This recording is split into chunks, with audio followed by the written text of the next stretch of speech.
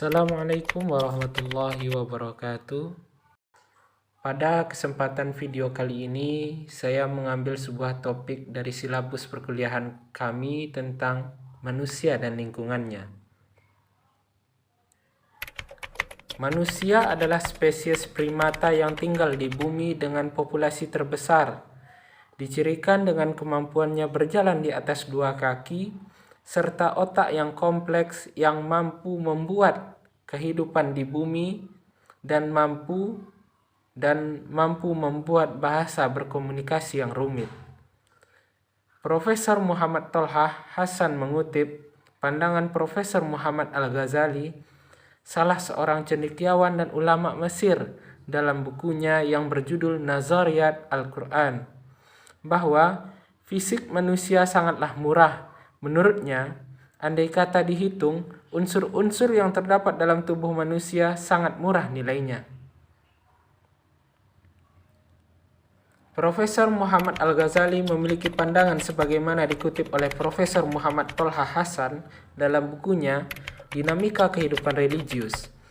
Jika seluruh unsur atau bahan kimiawi yang dikandung tubuh manusia sempurna, itu dijual atau dibeli dari sebuah toko, niscaya tidak akan mengeluarkan banyak uang.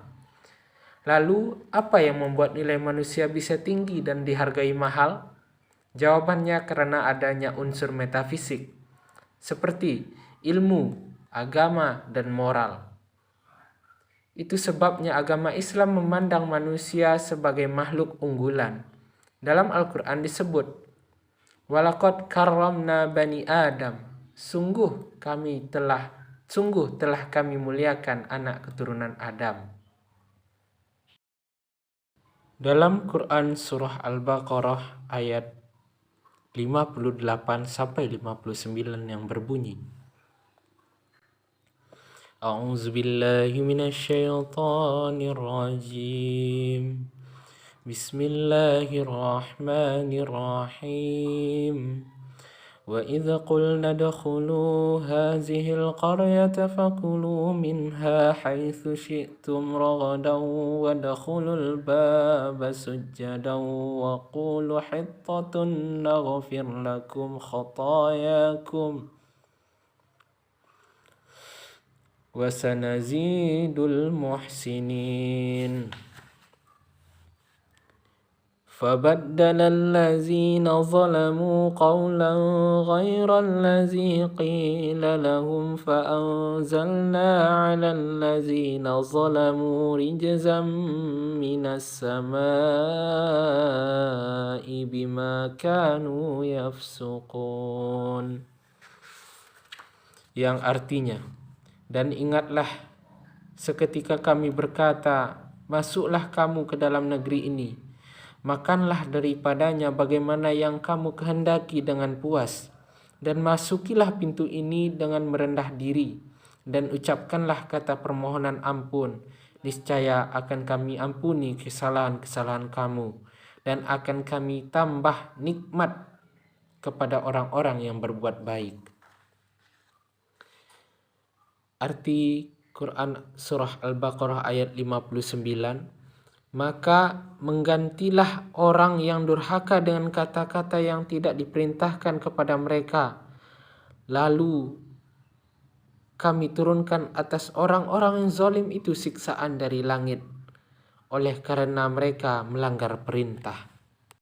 Tafsir Al-Azhar karya Buya Hamka di dalam penafsiran Quran surah Al-Baqarah ayat 58.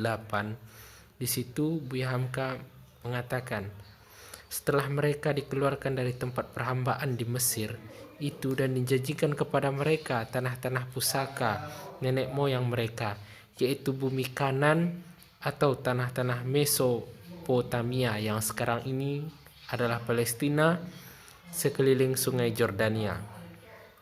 Namun masuk ke sana tidaklah secara melenggang saja, melainkan dengan perjuangan.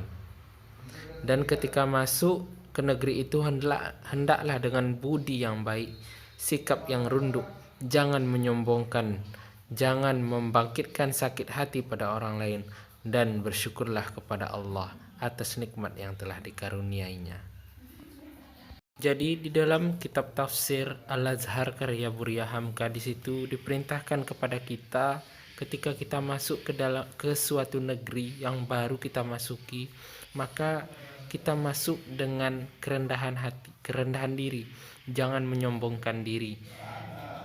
Dan ketika itu Bani Israel melanggar perintah yang diperintahkan oleh Allah, dan juga dikisahkan dalam sebuah hadis tentang peristiwa ini.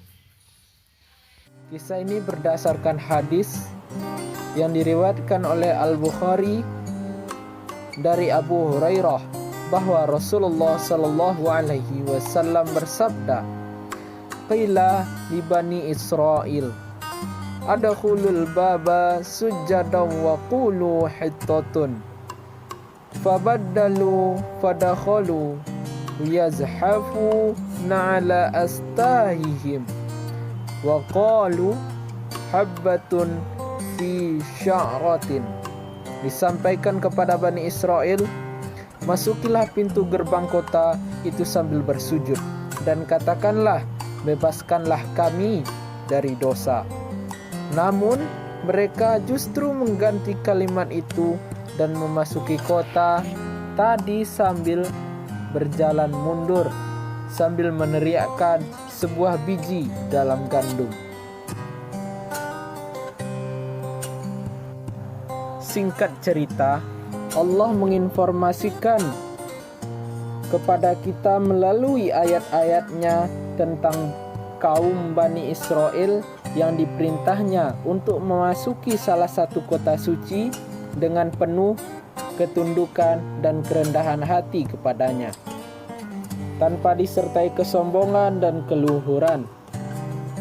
Mereka disarankan banyak berdoa kepadanya agar dosa-dosa mereka diampuni dan rencananya berjalan lancar.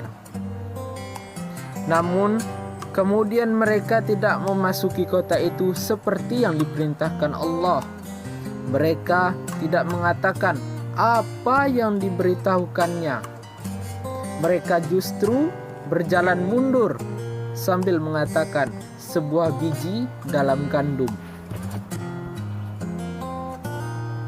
Karena hal itu, Allah menurunkan hukuman dari langit karena mereka termasuk orang-orang yang fasik.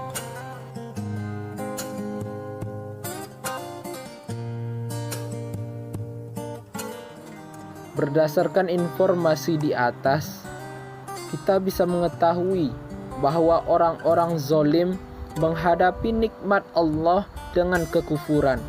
Mereka tidak menjalankan apa yang diperintahkan, tidak mensyukuri rezeki yang telah dianugerahkan, jauh sekali dengan apa yang dilakukan Rasulullah sallallahu alaihi wasallam bersama para sahabatnya yang memasuki kota Mekah dengan penuh ketundukan dan kerendahan. Sampai-sampai kepala beliau menyentuh punggung unta yang ditungganginya saking tunduk dan patuh kepada Allah.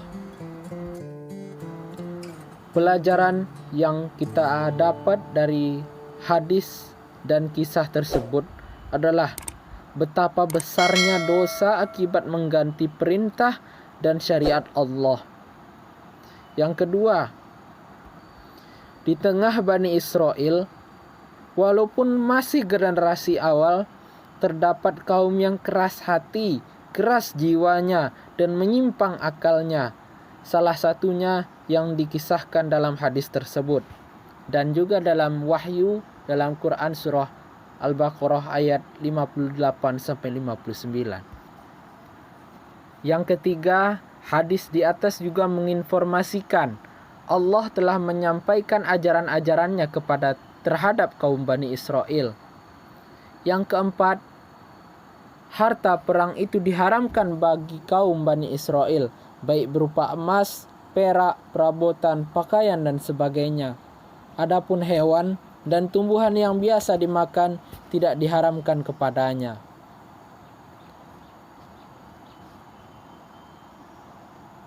Sekian, wassalamualaikum